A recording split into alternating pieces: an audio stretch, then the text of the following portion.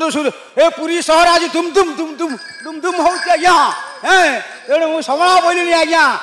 दोल गोविंद चापेश मधुसूदन रथेष्ट बामन दृष्टा पुनर्जन्म न विद्यते जो भक्त आसी आज दिन में रथ उपरे महाप्रभु श्री बामन जगन्नाथ को दर्शन करदेव तार आउ पुनर्जन्म आउ हम ना ये जड़ से मुक्ति पाई आज्ञा आज पहंडी विजे जो महाप्रभु जगन्नाथ 10:30 समय आरंभ है से मठे मुझे थाए आज्ञा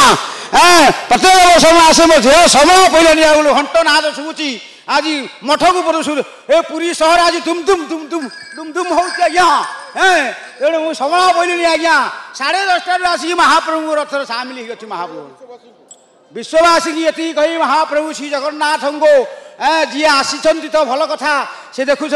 आज कहते शास्त्र रे पंडित माने गुरुजन माने कहते आज्ञा कौन कहते दोलेश्च दोल गोविंद चापेश मधुसूदन